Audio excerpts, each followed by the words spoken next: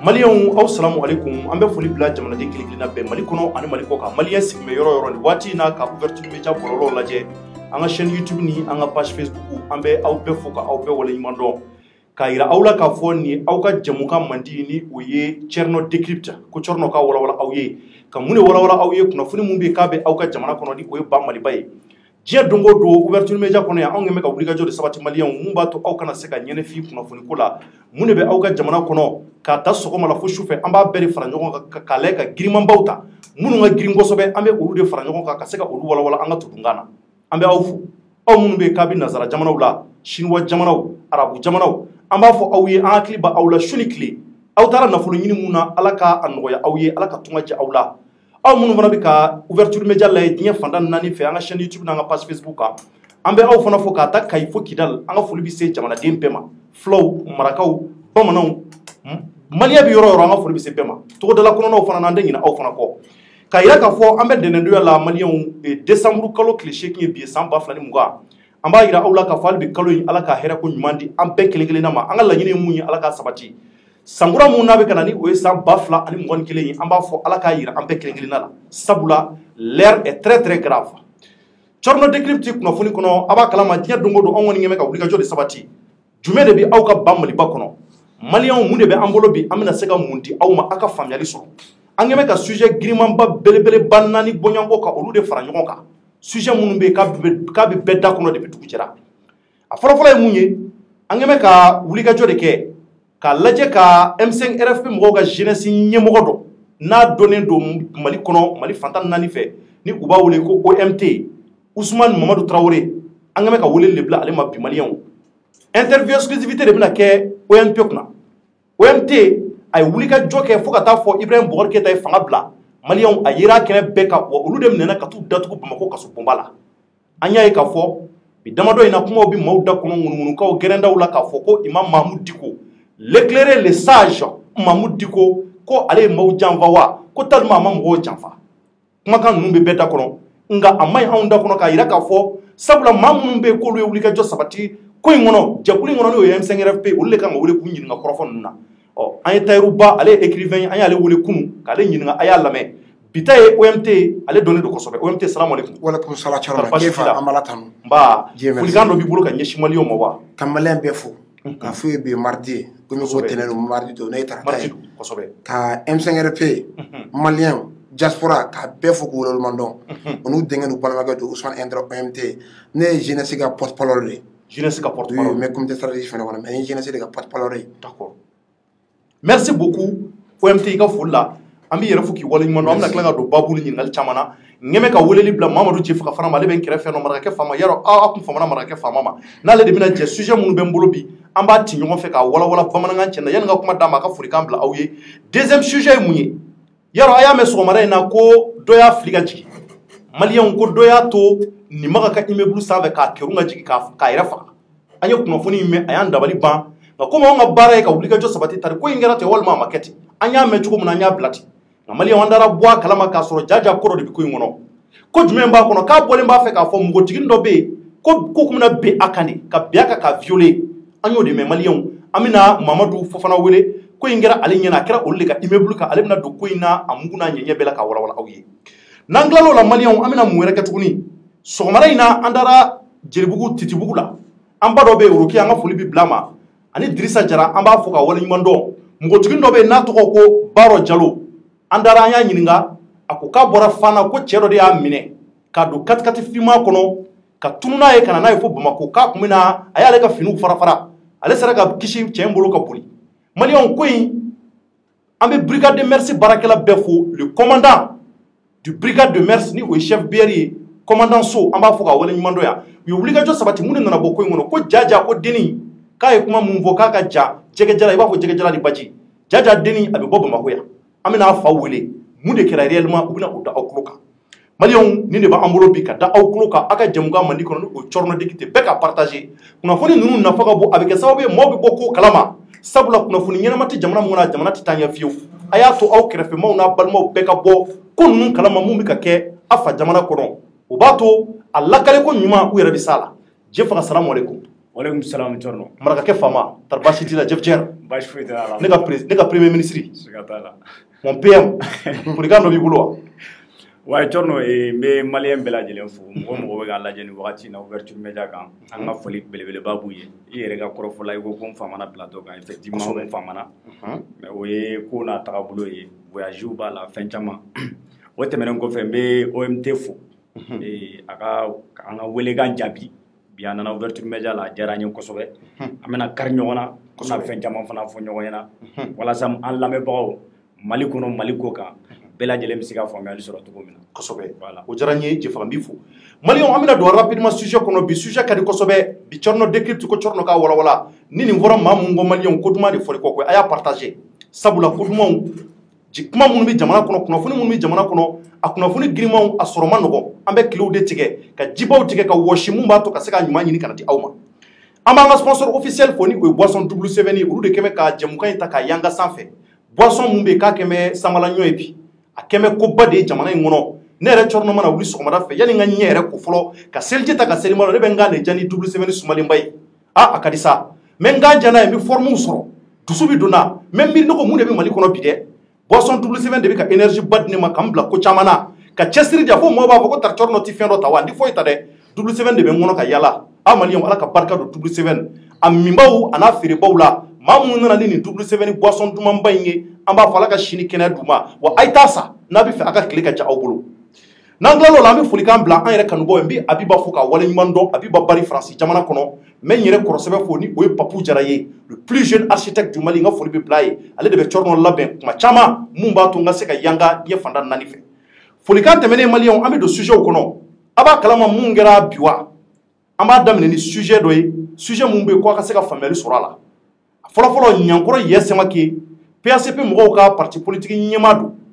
maliyɛnw Ɲankɔrɔ Yasamake yɛrɛ aw caman b'a dɔn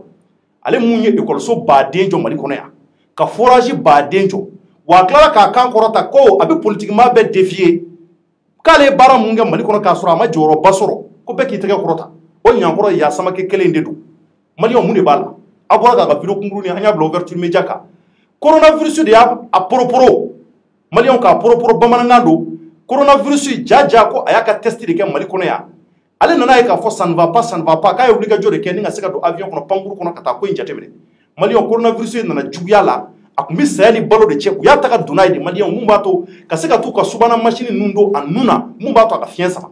fiɲɛ de tun bɛna tigɛ Ɲankɔrɔ Yasamake la maliyɛnw a y'a sama duwawu la anw ye vidéo in bila a yɛrɛ bɔra k'a ye a yɛrɛ ye kuma ninnu fɔ k'a kɛ o b'a yira k'a fɔ a ye kɛnɛya de sɔrɔ mun kɛra sababu ye a sera ka bɔ ka expliquer a kanuba n'a balima bɛɛ ye diɲɛ fanda naani fɛ donc an bɛ mun fɔ aw ye coronavirus ko kulonkɛ tɛ sabula anw ka jamana kɔnɔ yan nazaraw bɛ yen nɔ i b'a sɔrɔ ni maa minnu banana u bɛ bɔ k'a fɔ dɔgɔtɔrɔsow kɔnɔ walima ni mɔgɔw bɛ ka sa u bɛ taa siw filmer k'a yira maaw la anw ka jamana kɔnɔ n'i y'a ye maa caman di ka da la sabula mɔgɔw ɲɛ tɛ banabaatɔw la u ɲɛ na u ɲɛ tɛ su caman tatɔ la ka t'u don kabu dɔ ko coronavirus b'u fa o de y'a to mɔgɔw bɛ ka segana don bana in na tiɲɛ don bana in fata a ka dɔgɔ a bɛ maa mun faga o ka dɔgɔ nka mɔgɔw bɛ ka sa la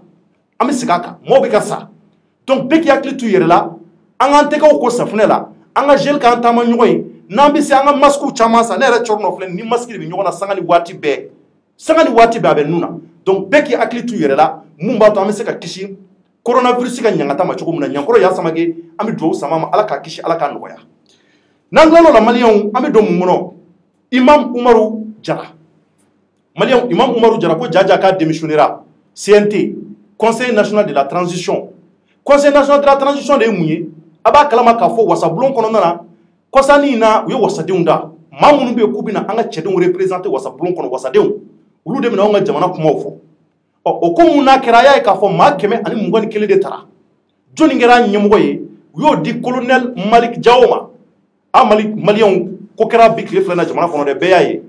anw y'a ye k'a fɔ maa damadɔ bɛ yen minnu dara maa fɔlɔfɔlɔ mun bɛ la n'o Isa Kɔjimu ale kumana k'a yira k'a fɔ k'ale ka tali a y'o walawala aw ye an kumana o kan Imam Umaru Jara an y'a ye k'a fɔ ale fana kumana ta ka mɔgɔw tun bɛ siga na nka maliyɛnw Imam Umaru Jara a ye lettre de démission a yɛrɛ bɔra k'a ye k'ale tɛ CNT la k'a t'a la bi k'a t'a la sini anw y'a wele n'an bɛ fɛ k'a interviewer a ko Thierno n bɛna mun f'i ye o fɔ jamanadenw ye kuma caman nege tɛ n na nin waati in na n tɛ fɛ ka kuma a ka di n ye n ka n da de nin waati in na sabula ne kuma o kuma tun bɛ ne kɔnɔ n y'a bɛɛ sɛbɛn lettre de démission in kɔnɔ a ka kuma nafamanba kɛra mun ye À quoi le conseil actuel ne correspond pas à mes attentes. Il aurait été une réussite après une concertation entre les acteurs dans la charte. Malien wa ira ka fo ko ba de bi ko kuma mun volé do ni ngoy ngono kana ale akilata otita. Donc akada ale bi publika joka ke ka ben yininga mo dabe jamana ko la be ka se ka yinga bedda ka douala ko de kada ale no kera ale bi soroka do CNT na mamu ni dana ta ka daka pour ka se ka do CNT la ka bu be fo ko wala nyimando. Donc ira awla ka fo c'est très clair. Imam Umaru Jara a bora CNT la ko kati chedinya la tukuni kale bora la peu ni kuma injira. Nangalo lami do interview kono Malien OMT de Bambolo Korobi, OMT ne Ousmane Mamadou Traoré ou Mafotini. Olo. Ousmane Mamadou Diarra. Non, il la Diarra avec moi qu'on a chorné. N'était non, elle a tiré la cause OMT. OMT, animina Carniona. Anya et Kafo, moi, bi mode d'akono Gerendaoula, Sikidaoula, ko de Biko Ingera Fokana Blabila. Autorité morale, ni Oye en faille, Imam Mamoud Diko, Katekakuma. Mai adu na faga bon madola maka kuma kai sabula ni yayi ka fo fara du bi ka do je ku mumbe ku sigira ko president gorom mbamulo ko kata o mo ke me ka dania ta ka dale munga mo ke me ka buya dum ta ka dale ka kuma kon mbe nonga on de se ka prepelati ka wa re obliga joge mumba to am se ka interview sur alibi ngamba obliga jola ko ma nyaay ka fo aw munum bi aw na ka gerele wu nyukona aw akla taw yimu yala amina baro buluda mbe kuma folo mba tenku mamadou je fakale ben kerefe ale ka nyingali folo ka boloda mun b'a to famille bɛ se ka sɔrɔ ko la jefaga n bɛ kuma fɔlɔ to e bolo i ka ɲininkaliw tɛ kun OMT la a b'an bolo kɔrɔ bi. Ok, merci beaucoup Thierno. OMT n b'a fɔ tuguni i bisimila an ka kɛnɛ kan. Bɛɛ b'a dɔn k'a fɔ ko OMT n'i ko OMT i yɛrɛ bɔra k'a fɔ sisan ko M5RFP mɔgɔw ka jeunesse porte parole de ye wa i bɛ comité stratégique fana kɔnɔ. An y'a ye nin wagati in na dugu kɔnɔ Mali kɔnɔ. Mali fantan nan bɛɛ lajɛlen hali Mali ko kan bɛɛ lajɛlen b'a fɔ kabiri El Hadji Ibrahima Boubacar Keita binna fo kana bila bi la ko imam ni aw tɛ kan kelen fɔ o kuma in tiɲɛ de don wa ou bien tiɲɛ de tɛ. Bon bi an tɛ kan kelen fɔ mais depuis i bɛ ka binna M5 ma fɛn bɔ imam ta la an yɛrɛ b'a fɔ tunu tile éclairé le visionnaire a bɛ ne da ne tɛ vidéo kɛ n tɛ taa émission na ne ma fu. N'a yɛrɛ mɔkɛ Buya Haidara a Surafu Sarafa parce que imam an bɛ fɛn fɛn kɛ an m'a bonya da imam kan mais n ma deli k'a fɔ M5 kana nin kɛ ne hakili bɛ mun na M5 y'a kɛ a tɛ depuis IGA ma bi fo ka taa IBK bi M5 ma kɛ fo n'a kɛra an bɔra kalama imam de bɛ fɛn kɛ a t'a sɔrɔ M5 na transition kɔnɔ là c'est clair o jɛlen don bɛɛ ma mais ale ma fɛn fɛn M5 ye M5 ma mun kɛ mais ale bɛ fɛn kɛ a t'a sɔrɔ M5 na a b'a kɛ ni M5 tɔgɔ ye. Togodi an ka ko jɛya mɔgɔ ye par exemple san premier ministre mun sigira a fɔra M5 ka mɔgɔ di a ma ta M5 na min man dun bɛ M5 na n'a kɛra imam ka mɔgɔ ye dun M5 b'a yɛrɛ ale ye kɛlɛ kɛ mɔgɔ la nana bénéficier. Mais e bolo min sigira ye mun bɛ premier ministre ya sisan o ye imam ka mɔgɔ de ye. O ye imam ka mɔgɔ dilen fo k'an ka nɔgɔ bɔ kuma la o tɛ kɛ baasi ye ni Mali ko don mais tuma min na M5 politiciens société civile sɛnɛkɛlaw mɔnikɛlaw olu bɛ bɔ don min na Mutawari ninnu min ka far'u kan. Imam dara ninnu de la an bɛ se ka IBK bin an n'u ka baara kɛ ɲɔgɔn fɛ. Donc aw bolo maa tun ma sugandi k'o kɛ marabolo ɲɛmɔgɔ ye mun ye kɛlɛ kɛ aw fɛ. Non n'a fɔra an ma fɔ maliyɛn y'i yɛrɛ sɔrɔ M5 kɔnɔ a ma fɔ i ka ye M5 tɔn ɲɛma dɛ jɔn maa mun bɔra nin bɛɛ bɛ M5 tɔn kɔnɔ dɔw ma na u ka wari bila ka na dɔw ma na u ka hakili bila ka na o bɛɛ de bɛ jate M5 tɛ mɔgɔ ta ye hakilina de don hakilina Malikura bɛ mɔgɔ min na i b'o bila Malikura baara la. Faut que mɔgɔw k'a faamuya mais ni mɔgɔ nana bila la mɔgɔ min tɛ Malikura yɛrɛ fɛ o bɛ se ka Malikura baara kɛ bi transition b'o dingɛ dɔrɔn de kɔnɔ minnu b'a la bi u t'a dɔn u t'a baara fɛ olu bɛ système kɔrɔlen de kɔnɔ alors que bɛɛ de sɔnna yɛlɛma ma mɔgɔ ma sɔn yɛlɛma ma n'i y'o bila yɛlɛma na se ka yɛlɛma kɛ mais anw t'o dɔn ko kuma c'est pourquoi M5 ni imam ma fara mais bi ne b'a fɔ bi M5 ni imam fara la n'o ka yɛrɛ t'o la o jɛlen imam bɛ transition na ka jugu ko n'ale kumana imam tɔgɔ de a ko a tɛ naloma a tɛ fato a tɛ drogue ta fatali la ale ka fɛn fɛn mun tɛ imam Ali nata ye imam sigilen bɛ a m'a démenti an yɛrɛ ye mɔgɔ ye mɔgɔ sɔrɔla mun ko imam n'olu don CNT kɔnɔ mɔgɔ sɔrɔla imam n'olu don gouvernement na M5 dun k'ale tɛ gouvernement na M5 k'ale tɛ CNT kɔnɔ o fɔra aw ye a dalilu b'a bolo non an yɛrɛ taara ni imam a dalilu b'an bolo o dalu b'an bolo imamu ye mɔgɔ dɔw bɛ CNT la bi olu bilala yen non imamu jara mu démissionné na bi imamu n'a don CNT la kaw jumɛn imamu n'a don u ka Jɛnɛbu président des femmes de CEMAC imamu n'a don a bɛ mɔgɔ 20 kɔ bɔ mɔgɔ 20 kɔ imamu ye mun don CNT la plus de 20 personnes M5 t'a la o M5 t'a la kun na M5 ko an tɛ don kun na parce que degré ni CNT degré la degré fila de bɔra condition de b'a la i donni na a condition ye fɛn fila de fɔlɔ siriti dɔ k'i bila ka na u y'a siriti cité charte kɔnɔ wa degré la u y'a siriti fɔ fɛnɛ M5 b'a siriti la a filanan i ka taa ni document fila ye n'o ye CV ani casier judiciaire ye donc est ce que ni CNT na o condition batola aw yɛrɛ y'a seereya mɔgɔw ko ma to ka papier bila ka tɛmɛ olu yɛrɛ a kɔnɔ sariya b'o kɔn fɔlɔ dɔw yɛrɛ a kɔnɔ o tɛ siriti la bi a ma fɔ rappel ka mɔgɔ di olu b'a kɔnɔ a ma fɔ karisa ka mɔgɔ di olu b'a kɔnɔ a fɔra dɔw de bɛ mɔgɔ di n'olu ma don a kɔnɔ kɔrɔ sariyati sɔrɔla o ye sariya sɔrɔlen u tɛ se ka kuma faso jama tɔgɔ la n'i ma min ye mɔgɔ di anw ma mɔgɔ di anw ka bɛna fɛn attaquer justice la imam ka mɔgɔw b'o kɔnɔ ça veut dire que an bɛna imam yɛrɛ ka décision attaquer justice la donc M5 ni imam tɛ fan kelen fo an k'o tiɲɛ fɔ mɔgɔw ye mɔgɔw k'o faamuya mais anw ma wuli ka jɔ kɛ ka gɛrɛ imam na pour que k'a dɔn réellement mun de bɛ ka kɛ jɛkulu in kɔnɔ a tɛ ka fosi faamuya sabula ale tɛ ka kuma comité stratégie fɔlɔ an m'an bila u ɲɛ olu fɔlɔ de wulila ko k'o bɛ kɛ n y'o de f'i ye u ma décision kɛ u ma fɛn kɛ u ma taa mun bonya na imam kɔrɔ à travers notre président le comité stratégie docteur Sukali Kokala Mayiga a b'a fɔ an ye a bɛ taa bɛɛ sara imam na a ma deli ka fɛn kelen ba kunna depuis président ni transition ma choisi olu bɛɛ choix bɔlen mankanmisɛnninw nana anw tora imam ka décision kɔ mais mun bɔ c'est à dire mun nana ni mankanmisɛnnin yɛrɛ ye parce que mankanmisɛnnin nana cogo di depuis CNSP kɛlɛla CNSP ni an ni u ni M5 mana bɛn fɛn fɛn ma u b'a bɔ a sira fɛ M5 kɛra hɔrɔn ye dɛ an ni CNSP bɛnna fɛn fɛn kan an y'a bɛɛ sira taama olu de m'a bɔ an jɔnni CNSP mɔgɔw militaire minnu bɛ fanga la bi branche politique u n'anw bɛnna non olu de branche politique de don parce que olu de bɛ ka administrativement olu bɛ ka kuma ni armée tɔgɔ ye politique sira fɛ wa u bɛ ka waleya kɛ fɛnɛ o de to branche politique sira fɛ M5 b'a fɔ fɔlɔ an b'a fɔ an ye peuple ye anw ye peuple cogo di branche politique sira de fɛ anw bɛ M5 anw ye politiciens ye anw n'u bɛnna fɛn u b'a waleya u dun ni imam bɛ ɲɔgɔn ye diɲɛ don o don u yɛrɛ da côté u bɛ échanger o tɛ problème ye ni imam bɛ ɲɔgɔn dogo k'a sɔrɔ aw t'a kalama bon anw t'a kalama o pas officiel a ma deli ka f'an ye mais CNSP mɔgɔw tun b'a f'an ye mɔgɔ wɛrɛ minnu ye minnu ka surun la minnu ta place na anw ma deli ka taa yen olu b'a fɔ komi anw ta tɛ place ko ye anw ta ye Mali ko de ye ni Mali bɛ se ka jɔ k'an to a kɔnɔ an bɛ don a la mais pas forcément k'an ka don a la a Mali tɛ ɲɛ an ka don kɔnɔ anw to ta to ye hali bi a b'o kɛlɛ de kɔnɔ mɔgɔw de taara sa imam ka da la objectif dɔ de la bi transition ni bi cɛ an bɛna 100 jours sɔrɔ dans peu de temps hali bi dama don a justice kuma la mɔgɔ donna CNP kɔnɔ bi minnu ye mɔgɔ autorisé ka taa mɔgɔw faga imam ka da la bi olu donna k'u kɔ dogo sariya la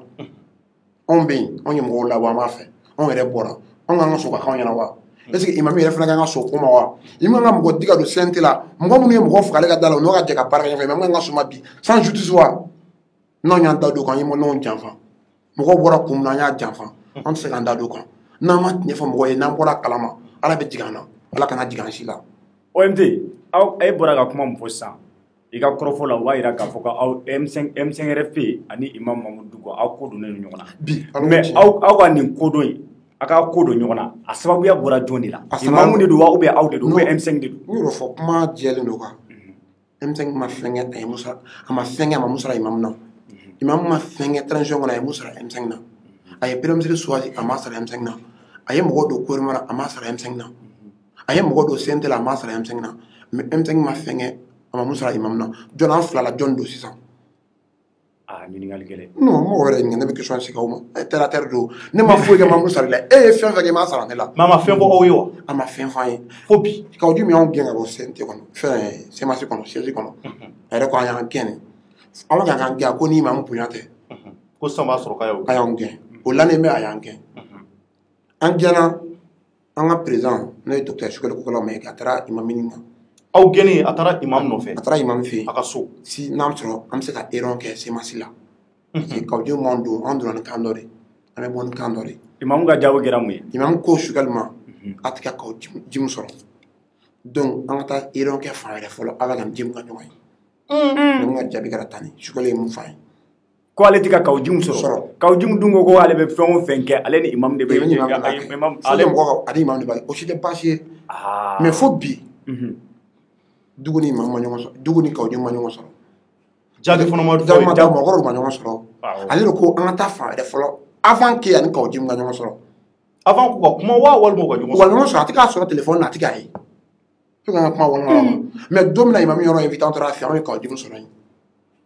aw m'a ɲininka wa tari aw ɲɔgɔn sɔrɔ wa an ye question parce que a bɛ retour kɛ an m'a ɲininka o la parce que comité stratégique ninnu bila l'o mission na o tɛ jeunesse ka mission ye a to a kun ye jeunesse de invité mais an ye comité stratégique mɔgɔ dɔw sɔrɔ yen comme président Jamil Bitar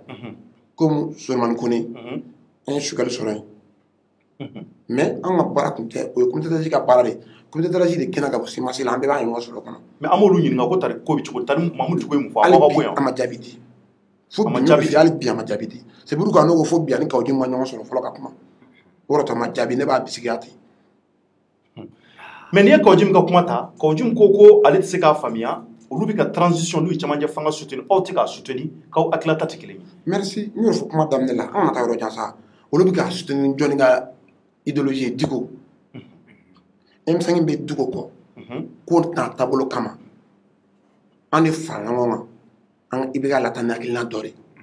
i bɛ ka ma fɛn kɛ mɔgɔ la individuellement mais Mali jɔcogo kun man ɲi a bolo a kun dɛsɛra n'a kun ma taa jamana bɛ firi a da kan Maliyɛn bɛɛ bolo de kan kan Diko ko mɔgɔw ka bɔ M5 ko mɔgɔw ka bɔ mais mɔgɔw bɔra n'u ka degun de tɔɔrɔ min bɛ Maliyɛnw kan o bɔra n'o de bɛɛ t'o de yira bɛɛ kun sɔnna a ma o kɛlɛ kɔnɔ n'o kɛlɛ butira pas forcément que M5 ka don ou Diko ka don mais o kɛlɛ abutira ni kan min o kan de kan ka waleya M5 donna an b'a don problème tɛ o mais n'an bɔra bi ka k'a ɲɛma ni justice tun kɛra bi an ko armée tɛ minan t'u bolo armée de dɛsɛra minnu ye 1300 milliards dun san ka sɔrɔ ni armée tun y'o enquête kɛ k'o mɔgɔw minɛ ka wari don matériel la est ce que M5 k'a fɔ mɔgɔw ka transition kɛlɛ mɔgɔ b'a kɛlɛ wa mɔgɔ bɛ M5 yɛrɛ lamɛn wa n'i y'a sɔrɔ mɔgɔ ye tɛgɛrɛ fɔ minnu bɛ transition kunna bi c'est vrai o ma kɛlɛ ka i bɛ ka taa mais mun fɔra i bɛ ka taliko la a y'a baara kɛ mɔgɔ bɛ ka suɲɛ dɔ ye bi o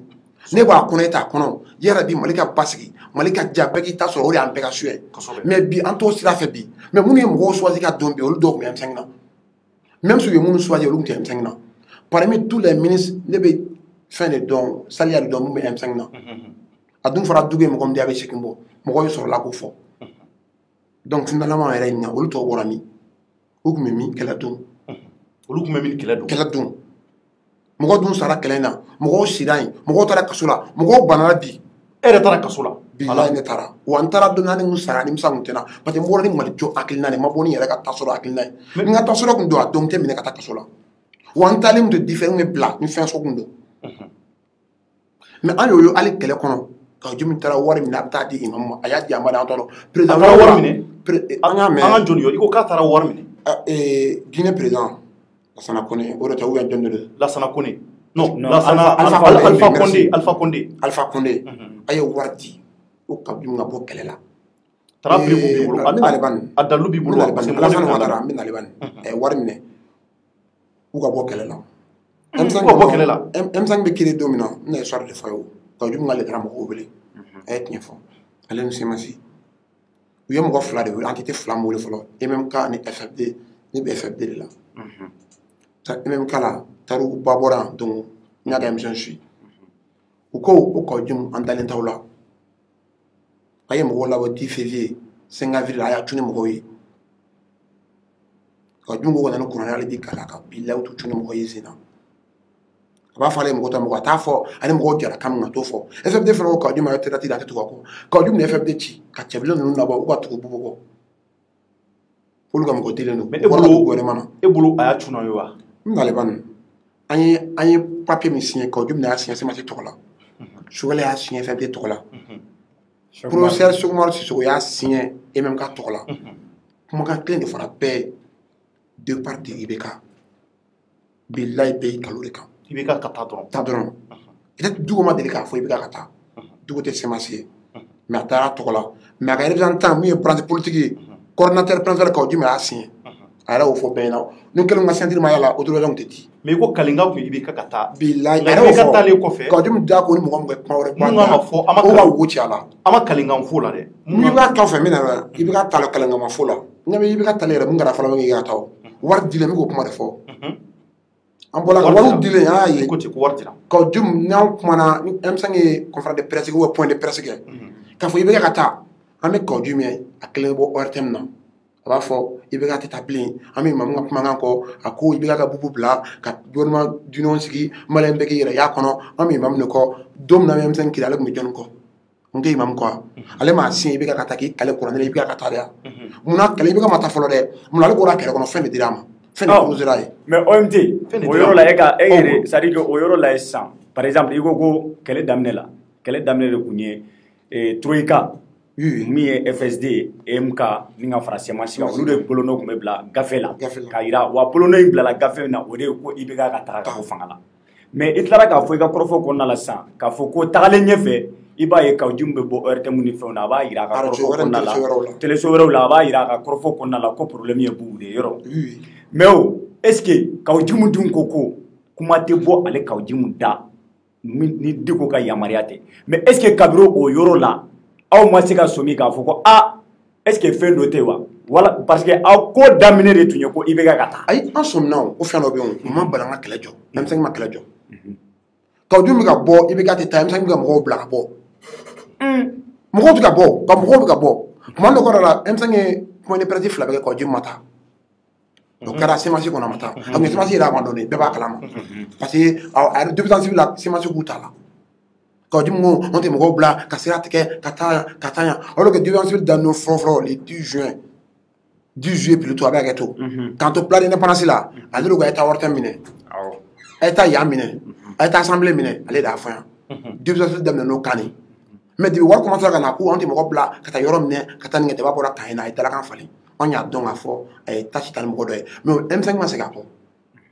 M5 y'a ka idéologie continuer a ye tafu a ye tâche quoi tâche ta baara a ye baara a ye baara tagabolo falen a ye baara tagabolo falen mais i ko k'a ye wari mun ta de ne bɛ ka insister o de kan non ne mu mais qu'est-ce qui nous prouve réellement que wari dira Arasa ko ale yɛrɛ de Arasbach a ka émission dɔ la Arasbach ale de wari minɛ ale ta wari minɛ Côte d'Ivoire ale nana a d'u ma a ka émission na il a dit n ye mɔgɔ sɔrɔ an bɛɛ bɛ WhatsApp groupe de kɔnɔ o tigi ko o wayi o Alpha Condé wari di mais o wari de utilisé la ka IBK kɛlɛ bilahi a tigi y'a fɔ n ye Dugo mɔgɔ don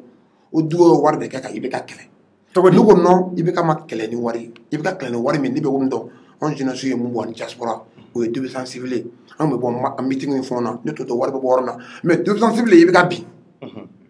a ma se k'o de kun o wari a bɔra anw de kun an gosi ani diaspora an kun b'a bɔ an kun ka kɛ bɛɛ b'i ka commune ta en charge fo ka mɔgɔ ka bɔ a kalama a wari a ma bɔ mɔgɔ kun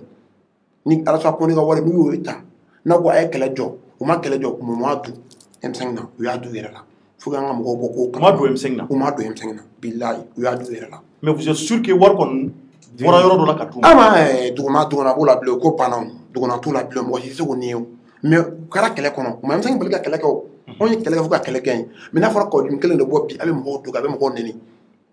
e ni minnu jɛra kunun e yɛrɛ ko e de taara u nɔfɛ e y'a dɔn u jogo man ɲi u ŋaniya man ɲi kɔlankolon don u tɛ se ko la u ye jamana dafiri mun ne t'u nɔfɛ ka na dɔ kɛlɛ mais Tari est ce que aw kan ka jigin Kawujim na cogo di non n tɛ jigin a la parce que a ye nin kuma bɛɛ fɔ a ka mentor ne yɛrɛ kun sɔnnenba ye Diko n ka imamu kun don i kun sɔnnenba ye ne kun sɔnnen o ma sɔnnen ta ye bilen non n tɛ ne ye jogo min a la n tɛ alimami ka jogo ye bilahi n tɛ mɔgɔ ka jogo ye c'est quoi an tɛ mɔgɔ an ka kɛlɛ tɛ mɔgɔ kɛlɛ tɛ quoi Mali kɛlɛ de don mɔgɔw ka sa e kɔ mɔgɔw ka taa kaso la e kɔ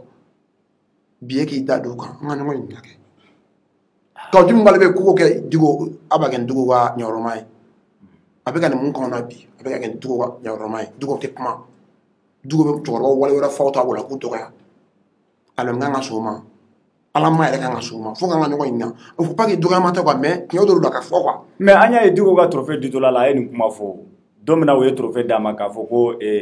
la personnalité de l'année o trophée ditola a ma Diko y'a fɔ k'a fɔ ko n'i y'a ye mankanw cira ko ale yɛrɛ nɔ don ko parce que ko ni mankan nana du kɔnɔ ale de kan ka kɛ sababu ye ka mankan nin ban bon ne yɛrɛ tun bolo n ko o kɔfɛ mankan mun c'est à dire ɲɔgɔn sama min tun b'aw ni Kawujim ninnu cɛ ne bolo n k'a bɛna ban mais est ce que a ka trophée in dilen kɔfɛ aw ni Diko ma ɲɔgɔn ye a ma welekan bila M5 leader ma a m'a bila jeunesse ma pour que aw ka kuma wa Janfaga trophée dilen kɔfɛ e yɛrɛ bolo mankan dɔ farala mankan kan dɔ bɔra la de a kuma kɔni cayara dɔ farala kan de fo ka kuma ma cayara an ka fɔ ɲɔgɔn kan dɔ farala kan de n dɔ ma fara kan bi ne tɛ bɔ ka na kuma o n dɔ ma fara kan an tɛ bɔ yɛrɛ dɔw kalama o o kɔfɛ an bɔra tiɲɛ dɔw kalama an t'an sigi ka da de an bɛ bɔ ka mɔlɔw na kunnafoni parce que an sukɔnɔmɔgɔ bɛɛ tun bɛ ka bitiki datugu ka taa an ka marché la u bɛ taa ni ŋaniya dɔ de hakilina dɔ de b'u la malikuraw mɔgɔw bɔra fo dugu ni dugu diaspora bɛ ka wari fara ɲɔgɔn kan ka na di k'aw di u ma a ye fɛnw organiser parce que wari min di semence mɔgɔ de ma u b'a faga ni malikura ŋaniya de mɔgɔ bɛ ka wari di mɔgɔ ma ten i tɛ mɔgɔ min dɔn i b'a kɛ ni ŋaniya dɔ de u ka ŋaniya kun ye min malikura a ka jɔ tiɲɛ kan o kana kɛ an ka se k'an da don o kan finalement ye jɔn ninnu la o tɛ ne bilayi o tɛ ne o cɛ tɛ ne fo an ka tiɲɛ fɔ ɲɔgɔn ye quoi. Oui, mais je vais te poser une question. Aw ye ni farakan mun kɛ ka fara semence kan aw nimisara non an ma nimisa ka ko kɛ ka nimisa t'a la parce que kɛlɛ ma ban non malijɔ bɛ se ka ban n'ala min ni minɛ mankan tɛ se ka ban fo mali ka tile yɛrɛ est ce que mali tilenna wa sɔrɔ anw ye mun fɔ aw ye an bɛ ka malikura min bi yan o de b'an bolo wa aw ɲɛ b'u la wa aw yɛrɛ ye maliya b'a kɔnɔ est ce que aw ɲɛ b'u la wa n dɔ ma fara fɛn kan dɔ bɔra la wa rien n'a été changé au contraire dɔ de bɛ ka fara gɛlɛya kan donc an bɛ se ka tɔgɔ de o kɛlɛ banna bolo kɔrɔ o ye nkalon de ye o kɛ mɔgɔw tromper o non an ko malikura nin n'ala m'a ni minɛ an b'a ɲini fo ka taa se malikura ma n'ala ka jɛ an dalen b'a la yɔrɔ t'an donna a la wa ne bolo mɔgɔ caman de dalen b'a la u donna a la u ma dɔn o kama u donna malikura de kama o malikura bɛ sɔrɔ fɛnɛ n'ala sɔnna a ma donc o b'a yira k'a fɔ a ka wuli ka jɔ maliko la aw ma nimisa donc nin ko mun fana kɛra hali bi aw bɛ ka tɛmɛ ni baara ye baara bɛ ka continuer M5 bɛna bɔ a la tɛmɛ minnu kun y'a fɔ a ka plateau ɲɛ n'anw ye ci an ka taa planer indépendance la olu bɔra o don o taara palais la Kitelo u ma se ka mɔgɔ 30 sɔrɔ ka dum ye mɔgɔw labɔ ka taa palais la Kitelo ka transition soutenir mɔgɔ 30 ma se k'a labɔ cogo di barika de bɛ M5 kɔ ala la don ni dugawu don de tun bɛ M5 na bilayi wɔɔrɔ de tun bɛ M5 na mɔgɔ min ko ko i bɛ M5 kɛlɛ janfa dugu yɛrɛ y'a fɔ yan hali ni bɛɛ banna ala bɛ kɛlɛ in kɛ wa kɛlɛ in ala b'a kɛ bilayi u bɔra ka dum kɔrɔlen a ka conférence de presse gansan ka taa ni 1000 personnes mais ka palais ta a bɛɛ y'a imagé aw yɛrɛ tun bɛ yen a ye 30 bɔ wa image bɛ o réseau y'a bɔ a ye 30 bɔ a yɛrɛ ka kuma kɛ 30 personnes ale dun y'i da palan n bɛ bɔ n bɛ don a bɛ se ka mɔgɔ 30 labɔ aw ka kelen tɛ ani association wɛrɛw de farala ɲɔgɔn kan parti politique ne yɛrɛ kɔrɔkɛ parti tun b'a la Nusar minnu cunna an yɛrɛ ka taa poste ɲini kama u bɛɛ tun b'a la u taara u ma se ka mɔgɔ 30 labɔ yan donc mɔlɔw ye tiɲɛ ye koyi mɔlɔw tɛ tugu mɔgɔ kama dɛ mɔlɔw bɛ tugu mɔgɔ k'u ka hakilina ani jamana ko hakilina de kama donc an tɛ fɛ k'u da maga mɛn ko dɔw la mais OMT Kawjim ko n'i y'a ye ko ale c'est-à-dire n'i y'a ye ale y'a fɔ a ka kɔrɔfɔ kɔnɔna la k'a fɔ ko le M5 est mort de sa belle mort ko dɔ wɛrɛ tɛ ko parce que l'après IBK k'a kuma bɛnkan de ko sɔrɔ o ko la c'est-à-dire ni IBK taara ka bɔ fanga la aw tun ma fɛn labɛn k'a bila ni IBK taara an bɛ taga ni nin tagabolo ye mais aw farala ɲɔgɔn kan dɔrɔn k'a fɔ ko IBK de ka taga o kuma in ye tiɲɛ ye wa a ye nkalon tigɛ a ye imam ne yɛrɛ tɔgɔ a ye imam nɛnɛ o la n'aw fɔ a tulo b'i la dɛ bilayi a ye imam nɛnɛ k'anw to kɛlɛ kɔnɔ jɔnni k'an ka kɛlɛ jɔ an ka mémorandum dilan IBK ka to yen imam a dilanna o ma dilan a dilanna bɛnkan sɛbɛn bɛ bɛnkan sɛbɛn tɛ IBK ka to yen gouvernement donnɛ bɛ sigi cogo min na assemblée ka ci assemblée kura bɛ na cogo min na a bɛɛ tun tɛ papier in kɔnɔ wa a bɛɛ tun tɛ document in kɔnɔ wa M5 m'a dilan ni IBK taara o document kelen an bɛ baara kɛ n'o ye an tɛ baara kɛ n'o de an ma bɛn fɛn la ni ko an ma bɛn mɔgɔ la après IBK k'a tigi kɛ président ye a ye tiɲɛ fɔ mais an ma bɛn document na o ye nkalon ye o y'u ka kalabantiya kumaw ye bi walayi an bɛnna document na mais an ma bɛn mɔgɔ la k'a fɔ nin ka kɛ président vice président ni ka kɛ premier ministre an ma bɛn o la ça c'est clair M5 dɔrɔn tɛ kɛ maliyɛnw ye dɛ après IBK an ye assise nationale min kɛ o kelen tun bɛ kɛ ni maliyɛnw ye mɔgɔ min désigné o bɛ taa mais M5 ka document tun bɛ yen an tun bɛ continuer o de wa an y'o di CNSP ma fɛnɛ Kati. o kɔrɔfɔ faamuyara i da magara dɔ la a fana tun bɛ M5 RFP kan kunun a tun b'an ka plateau in kan yan Cɔrɔ n'a yɛrɛ reçoit yan n'o de ye Tayiruba ye an y'a ɲininka a ka kɔrɔfɔ kɔnɔna la a ka kɔrɔfɔ fanba la a y'a yira n na k'a fɔ ko Imam Mahamudu Dicko l'autorité morale du M5 RFP ko a y'aw janfa yala a y'o kumakan mun fɔ e hakilina ye jumɛn ye o ko la a ye M5 idéologie janfa tiɲɛ don fo k'an ka kuma fɔ an ɲɛ kan M5 ye idée de idéologie de don mɔgɔ ko tɛ M5 ye malikura min ɲini bi imam t'o fan fɛ c'est pourquoi ani militaires bɛ ka collaborer c'est pourquoi justice tɛ ka kɛ ani militaires bɛ ka collaborer an dun ma ni militaires ye non an mun ye jɔn ye premier ministre di a dira jɔn ma jɔn ye premier ministre di jɔn y'a di Dicko a dira jɔn ma Dicko de premier ministre non Dicko de y'a di a dira jɔn ma o dalu b'aw bolo wa? N nalen ba non tila lo aw di joma a di joma a di minute ma sénateur ma fɛn bɛɛ bɛ yen bi transition la bi jɔn y'a bɛɛ sigi sénateur y'a sigi président vice président premier ministre même CNT jɔn y'a sigi fo que mɔgɔw k'a kalama CNT minnu taara samedi don CCB la le journaliste là réalisateur là Bokar Sidibe a ko ale nana a to k'a bɛ don u y'a ka CCB la k'ale de don colonel wɛrɛ nana Bokar Sidibe o fana k'ale don u ye CCB la u y'a sɔrɔ ale don u ye bariki di cɛman sigi après u nana ni o Jaw ka assistant a ka secrétaire o ko o baara in kɛra ale ka machine de kɔnɔ u ye machine la ko Bokar Sidibe tɛ ça veut dire que Jaw ka bureau de kɔnɔ CNT sigira non terrateur cɛ y'a fɔ bɛɛ y'a mɛn a ka interview nɔ mɛn aw presse yɛrɛ y'a fɔ u ye machine de lajɛ u ko machine ye colonel Bokar Sidibe de yira machine mɛ yira o cɛ yɛrɛ ko a Jaw ka assistant bɛɛ ka lamɛn dɛ o baara kɛra ale ka machine de la o kɔrɔ Jaw n'a ka mɔgɔw y'u sigi dɔrɔn ka mɔgɔ y'a ye CNT lajɛ mɔgɔ sugu bɛɛ t'a kɔnɔ ninnu bɛ se ka di peuple yɛrɛ kɔnɔ o bɛ se ka peuple ka situation jaabi wa est ce que peuple y'u bila ka taa wa fo ka n ka ko fɔ a ɲɛ kan. ah mais n'i ye CNT ta k'a lajɛ par exemple mɔgɔw dɔw tun bɛ yen aw n'olu ye kɛlɛ kɛ ɲɔgɔn fɛ je prends l'exemple sur Ben le cerveau Nusar ninnu olu bɛɛ tun bɛ M5RFP la mais olu bɛ bi an ɲɛ b'a la olu bɛ CNT la mais olu n'a ka hakilina bɛɛ tun tɛ kelen ye wa olu fana tɛ peuple ye wa parce que M5RFP de tun b'a fɔ k'olu ye peuple olu tɛ peuple ye wa. o ye peuple ye Imam Mamadou Jara ye kuma dɔ fɔ mun denmisɛnninw ka CNT la ko M5 na bɛɛ ni hakilina de nana dɔw nana ka kɛ ministre ye wa dɔw nana ka don CNT la dɔw nana ka tɔgɔ sɔrɔ dɔw nana ka wari sɔrɔ. Donc e yɛrɛ bolo sisan minnu démissionné la donc a y'o kɔrɔ fɔ mɔgɔ tiɲɛ minnu taara CNT la a bon minnu bɔra M5 la ni Maroko nana mɔgɔ tɛ MPT bɛn ninnu n'olu tɛ M5 ma lettre officielle sɔrɔ ka mɔgɔ démissionné la donc Nusar ninnu si ma démissionné ka bɔ M5 la a ma démissionné Nusar bɛ ne bɛɛ bɛ entité kelen na FFD a ma deli ka démission bila ka taa mais an bɛ taa Kati a ka place de nɔfɛ parce que dɔw ko u mɛnna sɛgɛn la olu se ka kuma minnu bilen an b'a la deli Ala bi Ala ka to an ka se ka kuma minnu faso jɔ kama. OMT maliyɛnw de ɲɛ banna Mali kɔnɔ ani Mali kɔ kan nin ko in ye kumaba de nin b'a jira k'a fɔ ko in daminɛna aw jigila tigɛra aw jigi misɛnna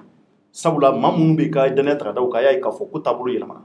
bon ni dun y'a ta k'a lajɛ ka Jimi yɛrɛ ka kɔrɔfɔ caman b'a jira k'a fɔ ko a ka ɲi an ka camancɛ fanga ka jukɔrɔma tonto nin waati in na ko Mali ka taa ɲɛ Mali ka segin kɔ k'a bɛɛ bɛ dépend nin waati in na k'a ka ɲi nin di farafarali waati ye olu bɛ fɛ ka transition in de dɛmɛ mun b'a to a ka se ka taa ɲɛ ko aw ko k'aw hakilila ta tɛ o ye a dun yɛrɛ k'a fɔ ko ninnu bɛ ka taa sira mun kan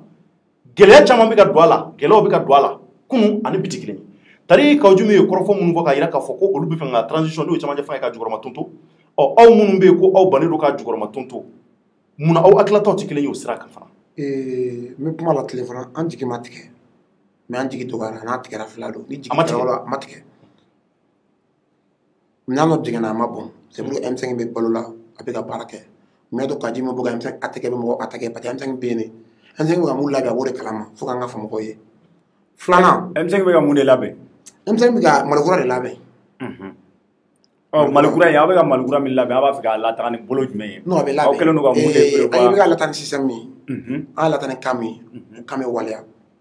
a bɛ waleya sura fɛ M5 bɛ don a sira fɛ a bɛ waleya n'Ala sɔnna a ma ka segin i ka question na M5 ka lettre a ma deli ka lettre bɔ k'a fɔ a bɛ transition contre la mɔgɔ si ma deli k'a ye a b'a tile k'a fɔ de transition y'anw den de an ma la an ta la o an b'a tɔpɔtɔ malgré que u bɛ fɛ ka M5 ka opposition ye transition kɔnɔ M5 ma sɔn ka t'o domaine fɛ mais M5 ma atikɛ transition affaibli y'aw ye fɔlɔ mɔgɔ tɛ preuve tɛ mɔgɔ bolo anw ye atikɛ transition da lɛfɛ la a ma kɛ M5 bɛ ko condamné a b'u bilasira a bɛ ka to ka hɔrɔnya kɔnɔ n'a ka danbe kɔnɔ mais chaque fois an b'u rappeler u ka kan ka taa sira mun fɛ ka Jimi ninnu olu bɛ transition na parce que a k'u bɔ a kɔnɔ de u ka ministre b'a kɔnɔ a y'a fɔ yan u bɛ CNT kɔnɔ ale ka Jimi ka tɛ place ɲini ni place dira a ma a t'a fɛ a y'a fɔ yan hali ni place dira a ma a t'a fɛ mais a dira a ma a y'a minɛ wɔrɔ to ka Jimi ka kumakan n bɛ na laban a don a t'a dɔn jamana y'a wele a ko n'a dira a ma jɔnni tun b'a d'a ma jamana kɛ ale t'a di o don min na a b'a fɔ n'a dira a ma ale t'a fɛ jamana de b'a d'a ma sinon ale tɛna d'a yɛrɛ ma donc ni hɔrɔn ye kuma fɔ i b'a ta ba la mais maa min tɛ hɔrɔn ye n'a ye kuma fɔ kana ta ba la sinon i bɛ fili la ka Jimi ka kuma ne t'a juger parce que a da bɛ tan a bɛ tan dalan kelen tɛ mɔgɔ min da ka n'o juger ça c'est clair. d'accord kunun an ye Tayiruba ɲininka écrivain do a fana kun M5RFP la bi MK la de communication a ko Mali bi ka joni koloshi ani marfadi tar kuma nyɛ tiɲɛ ye wa on se ka fɔ tiɲɛ no parce que bi transition bi ka gérer par deux entités du coup et CNSP parce que dugu de bɛ M5 représenter bi CNSP kɛrɛfɛ fo n ka tiɲɛ fɔ mɔgɔ ye dugu de bɛ CNSP M5 représenter CNSP kɛrɛfɛ donc a kɛra CNSP mɔgɔw ka autorité morale de non a ma ko ye mais n bɛ fɛ k'a fɔ CNSP bɛ ka dugu de considérer comme M5 dugu kelen dugu kelen olu bɛ ka dugu de considérer comme M5 peut-être a bɛ se dugu a yɛrɛ d'u ma comme M5 ne t'o dɔn parce que i tɛ fɛn min cɛla la ka n'i da mɔgɔw la mais n'a sɔrɔ M5 kan ka mun de transition kɔnɔ dugu de bɛ k'o di donc M5 ni jɔyɔrɔ mun ka kan transition kɔnɔna la dugu de bɛ k'o jɔyɔrɔ fa dugu de bɛ k'o di o ye mɔgɔw ka kuma faamuya an b'o wale la bi hali Imam Umaru Jara dugu de y'a don CNT la a bɔra dugu de y'a don a bɔra dugu de y'a don a bɔra peut-être a ka hɔrɔnya n'a ka tempérament y'a to mais n b'o yira e la parce que a yɛrɛ da o fɔ an y'a ye k'a fɔ a ma denmisɛn ka bɔ semasi la dugu tɛ semasi la semasi tɛ dugu ta la peut-être a ka yeta ni semasi ka yeta tɛ kelen bilen ale bolo semasi ale y'an ka kɛ kɛlɛ min na o kɛlɛ ma buti ka se janfa ma o de y'a bɔ mais a démissionnaire o y'a sɔrɔ waati min na a bɛ démissionner o y'a sɔrɔ CNT ma sigi CECA o o de ma sigi c'est vrai que mun de fɔ sisan o de t'a bɔra a y'a ye k'a fɔ o y'a sɔrɔ gouvernement sigira o y'a sɔrɔ président sigira vice-président sigira ou bien a y'a ye k'a fɔ semasi bɛ ka rôle min jouer o t'a ka rôle ye semasi donna janfa kɔnɔ o y'ale bɔ ale bolo semasi donna janfa o de y'a bɔ a yɛrɛ delila k'a fɔ plateau dɔw kan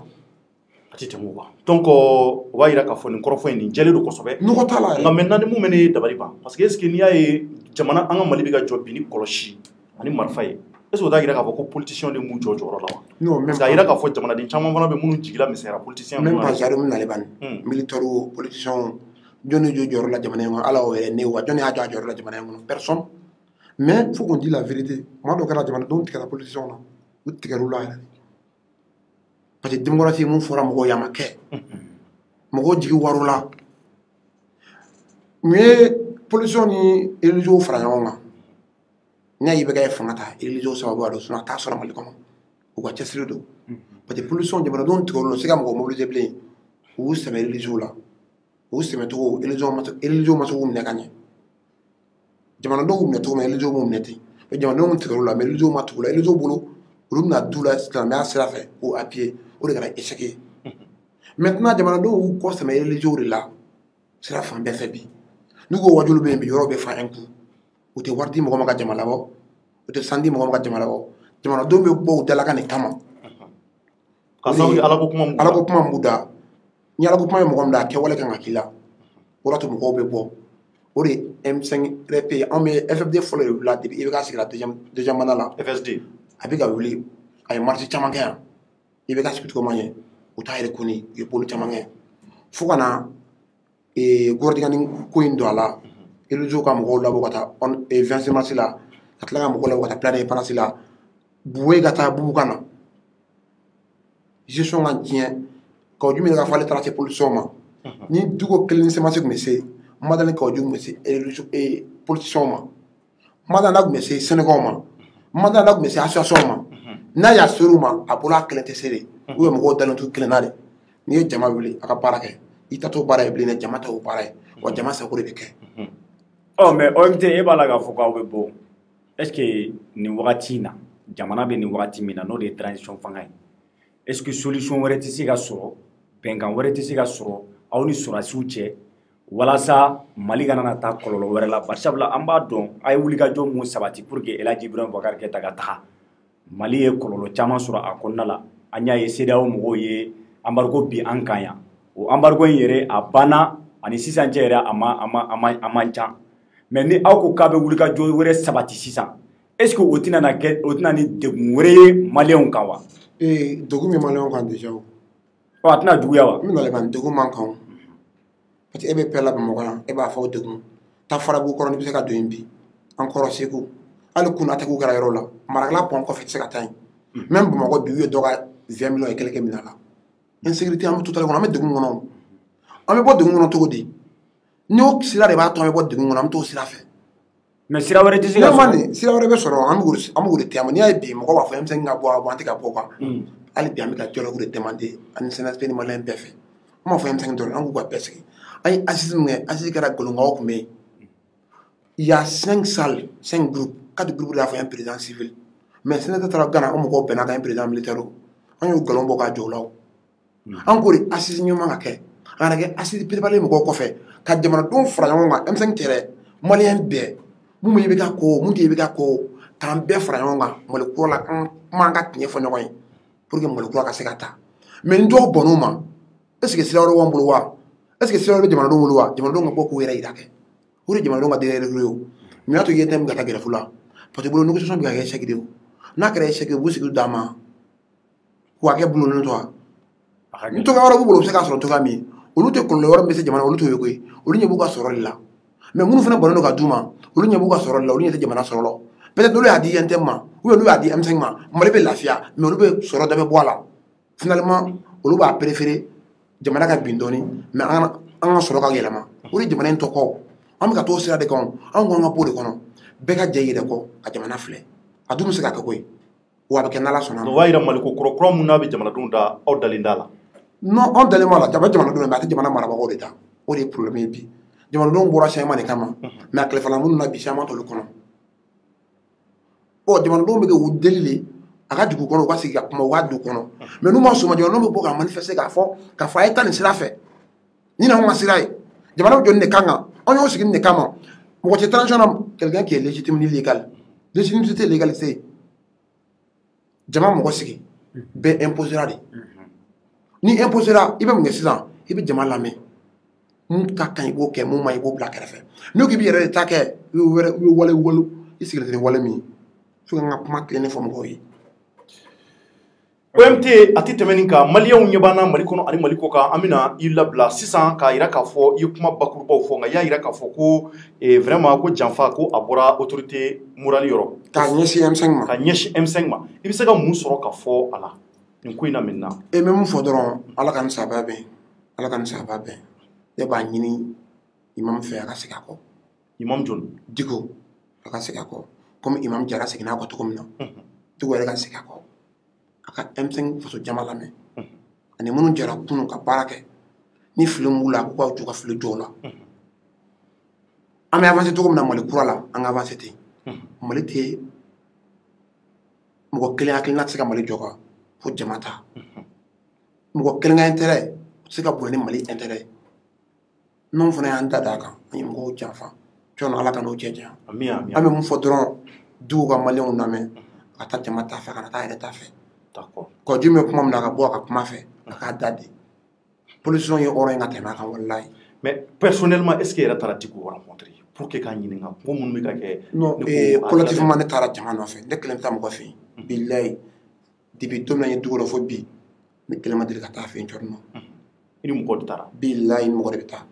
a ma deli ka dɔrɔn bɛ di yan. Donc a y'a ɲininka. Bilayi jama la ne bɛ Diko ɲininka de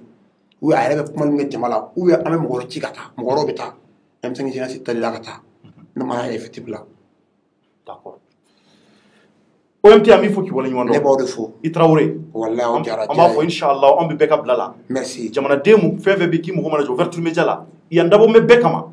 kuma bɛɛ bɛ kɛ yan faso jɔ kuma de bɛ kɛ nin dugu in kan. Parce que a ye fasojɔlaw de Ala k'aw dɛmɛ. Ala k'aw mɛn sira kan. Merci beaucoup. Aw ka sponsor fana fo. Boisson double semaine ne yɛrɛ ma min sɔgɔma. bon Ni y'a min fɛnɛ sɔgɔma M5 n'i y'a mɛn giriɲɔgɔn bɛn kɛ plus tɛ dɛ an bɛ se mɔgɔ ta kana m'o gundo fɔ bi a ye jama ye sugu kɔnɔ wururu sɛtɛrɛ de bɛ d'u ma double semaine de bolo o yɛrɛ kuma sɛti fila OMT wolonwula fila don an b'a sumalen dɔ ta ka taa d'i ma n'Ala sɔnna n'aw diya n ye dɛ n'o baara don kɔni kɔni plus tɛ maa min y'a ka ɲi fɛnɛ. Merci beaucoup OMT an bɛ fɔ waleɲuman dɔn Maliyɛnw a bɔra ka OMT lamɛn OMT ale ye M5 RFP jeunesse ka porte-parole a yɛrɛ bɔra k'a fɔ a ka kumaw ye tali kɛ minnu na a y'a jira k'a fɔ ko janfa bɔra u ka autorité morale yɔrɔ ni o ye Mamudu Diko ye an y'a ye k'a fɔ cɛdenw u bɛ k'an wele ko kuma b'u bolo ko n'u ma kumakan man ɲi anw fana ye kuma d'u ma mun b'an bolo ka se ka u dɛrɛ u ka se ka faamuyali d'an ma an y'u dɛrɛ an se kɛra u ye aw fana ye OMT ka kuma mɛn ale ye wulikajɔ caman kɛ ko IBK ka se ka fanga bila a minɛna fo ka taa datugu kaso la o kɛra a bɔra a kalama nin ye ko caman kɛ k'a yɛrɛ ni di k'a ye risque ta jamana ko la ko pour que changement ka se ka na a y'o kɛ jamana in kɔnɔ nka ale fana bɔra bi k'a jira k'a fɔ k'ale jigila misɛra k'ale jigi tigɛra ko bɛ ka taa sira mun kan k'a ma bɛn ale ma k'olu ye wulikajɔ sabati ka se ka se autorité morale yɔrɔ ni o ye Liman Mamudu Diko ye k'a jira k'a fɔ ko a k'a lajɛ ni ka se ka fɛn f'u ye ko sabula ko Imam Kawujim ko a y'a jira k'a fɔ k'u ka bɔ semasi kɔnɔ ko Mamudu Diko k'a y'a jira k'a fɔ k'a bɛ na k'aw ji min wele k'olu bɛ k'o weleli kɔnɔ ko fo bi ci ma bila olu ma tuguni ko in kɔni k'a y'u dabali ban wa a y'u jigi tigɛ donc k'u kɔni b'a fɔ hali bi ka se ka weleli bila autorité morale ma mun b'a to hali bi olu bɛ fɛ fara ɲɔgɔn kɛ hali bi mɔgɔw ka fara ɲɔgɔn kan c'est à dire que baaraba mun n'a kɛra ka se ka changement na jamana kɔnɔ k'a kana kɛ fu ye cogo min na an bɛ aw fo ka waleɲuman an b'a fɔ OMT k'an bɛn waati wɛrɛ inshallah ala k'an garisɛgɛ don merci on baraji mo de fo n'an tilala o la Maliyɛnw an bɛ don ko mun kɛra suguba kɔnɔ bi nin ma ka ka immeuble la a b'a kalama k'a fɔ denmisɛnnin dɔ de bɔra ka bɛn immeuble janjan sanfɛ a bɛ taa étage 6 ou bien 7 ɲɔgɔn na n'i ko nin ma ka ka immeuble Mali kɔnɔ bɛɛ bɛ nin ma ka ka immeuble yɔrɔ dɔn bɛɛ n'i y'a fɔ Maliyɛn ka patron bɛɛ b'a dɔn nin ma ka ka immeuble ale kɛra immeuble fɔlɔ immeuble belebeleba mun bɛ yen k'a jɔra Bamakɔ suguba camancɛ la Maliyɛn ko denmisɛnnin dɔ de bɔra sanfɛ ka cun anw welela bi tilewa in na u y'an wele sɔgɔmada in na u y'a jira k'a fɔ ko cɔri ko muso dɔ y'a yɛrɛ fili ka jigin ka bɔ étage sanfɛ k'an y'a ye kɔni ani dafalen bɔra étage sanfɛ ka n'a kɛ duguma baaraw an y'o kunnafoni mun mɛn an y'a bila ka jamanadenw kunnafoni n ko nka bɛɛ b'anw da bolo dɔn k'a jira k'a fɔ an ka wulikajɔ n'an ye mun mɛn an b'a approfondi hali bi k'a recouper maa minnu kan ka baaraw kɛ ka taa olu nɔfɛ an y'a lajɛ ka se ka premier arrondissement olu de bilalen don nin ko in ɲɛmɔgɔya la ka se ka olu ka ɲɛmaa dɔ wele u ka chef BR dɔ wele k'a ko ɲɛɲini Maliyɛnw an ye mun mɛn mun y'an dabali ban anw tilala ka n'a mɛn de ko jaja mun bɔra ka bin ko musokɔrɔba tɛ denmisɛnnin don k'a tɛ tɛmɛ san 15 ka na san 16 la k'a 16 o k'a ma dafa juste ko dennin Maliyɛnw k'a tɔgɔ de ye Umu Sakɔ a bɛ baara kɛ suguba kɔnɔ ni dugu jɛra commerçant minnu bɛ Maliyɛnw k'u bɛ taa feereliw kɛ suguba kɔnɔnaw la Umu de bɛ Lipton dilan ni ka se ka taa di suguba kɔnɔ mɔgɔw ma Maliyɛnw ko a yira k'a fɔ k'a bɔlen b'a fɛ ko gardien immeuble gardien ko o de tun bɛna violer k'a bɔlen b'a fɛ o de tun bɛna ben a kan maa minnu ye nin kumakan in fɔ an bɛ n'u wele ka se ka u ɲininka u bɔra mun kalama ko in na u ka se ka perepere latigɛ aw ni ne an ka faamuyali sɔrɔ a la denmisɛnnin Maliyɛnw ni o ye Umu Sakɔ ye a bɔra ka ben k'a kunkolo ci Maliyɛnw a kunkolo cira de walahi Maliyɛnw a ma bɔ a la an bɛ dugawu kɛ Umu Sakɔ ye ala ka hinɛ a la ala k'a dayɔrɔ dɛmɛ denmisɛnnin fitinin don wa k'a kun fiancélen don k'a cɛ sigin bɛ Itali jamana kan nin ko in nin de kɛra Bamakɔ bi mun ye jamanaden bɛɛ dabali ban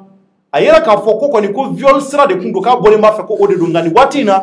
an bɛna Mamadu Fofana sɔrɔ sisan ka se ka ɲininkali damadɔ bɛ yen k'o bolo da ale la walasa a ka se ka jamanaden bɛɛ bɔ ko kalama a kɛra ale de ɲɛna suguba kɔnɔ wa olu de ka baarakɛyɔrɔ a bɛ nin ma ka immeuble la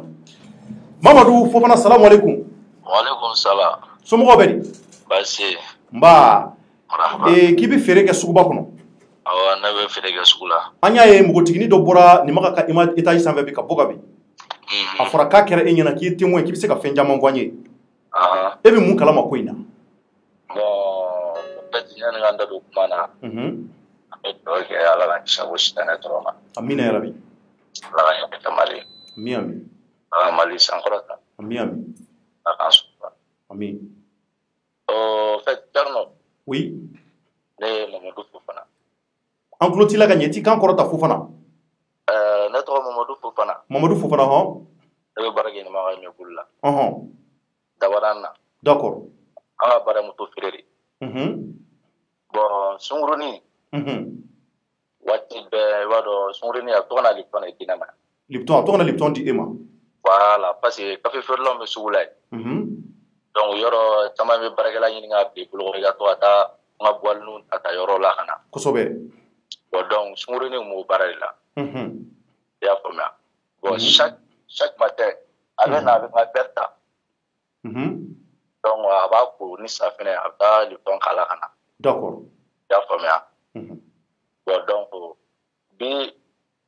waati bɛɛ ne tɔgɔ sunkurunin wele n b'a f'a ɲɛna. A ka jateminɛ parce que a bɛ gɛrɛ mɔgɔ la kosɛbɛ a bɛ baro kɛ ni mɔgɔ ye ka temps tuer. I y'a faamuya parce que sugu fana kɔnɔ n'i ma se kuma na i tɛ se ka feere kɛ dɛ. Kosɛbɛ o tiɲɛ. I y'a faamuya. Donc ne ye kuma f'a ɲɛna donc a ka limite k'a ka kuma kɔnɔna na. A cɛw fɛ n ko parce que a sugu kɔnɔna an bɛɛ ye cɛ de ɲɔgɔn kan yan. O ye tiɲɛ. A kana ka na temps tuer kuma la mɔgɔ fɛ a k'a ka baara kɛ. Kosɛbɛ mais sɔgɔmada in na mun de kɛra a la réellement. Bon sɔgɔmada in na. N ye n ka image in lajɛ. A n'a ka Lipton ja sɔgɔmada in fɛ. N'a ye verre ka don diesel kɔnɔ. Ani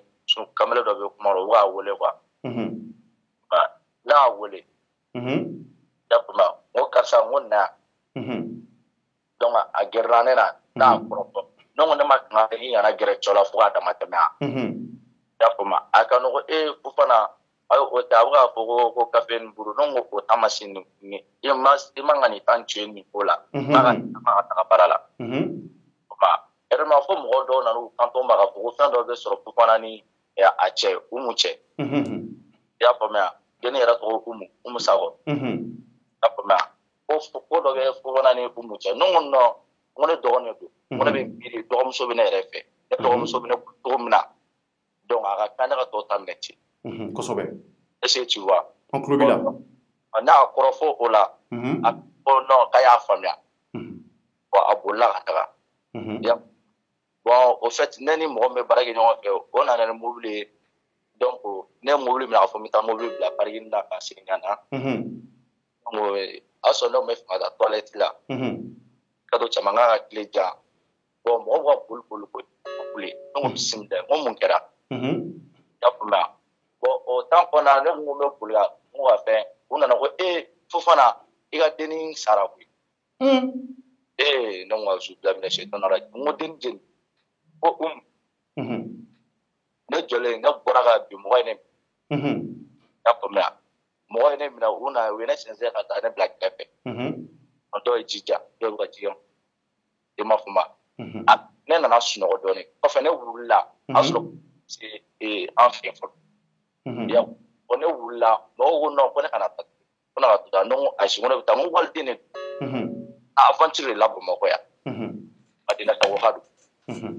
y'a faamuya parce que très généralement i b'a ye n'a tilala baara la a ka teli ka gɛrɛ ne la ne de a bɛ baro kosɛbɛ bon mɔgɔ min don bon denmisɛnnin don au fait 15 ans mais a sara cogo jumɛn aw bɔra mun kalama mun de y'a sɔrɔ réellement c'est on a besoin de ça quoi ok bon au fait gardien ne ma ka immeuble gardien bon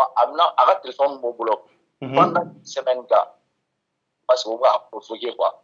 ne b'a kɔrɔfɔ ne yɛrɛ bɛ taa n kanto gardien ma n ko ka sabali n ko ka denni to a ka baara kɛ i y'a faamuya a ka gardien ma ko ne ka taa fɔ kamalen ɲɛna k'a ka téléphone d'a ma bon gardien dɔ in ne n'o wa surun ɲɔgɔn na dɔɔnin ne n'o ka di dɔɔnin ne ko k'a ka kuma a ka mɔgɔ tɔ fɛ wa denni kɛ n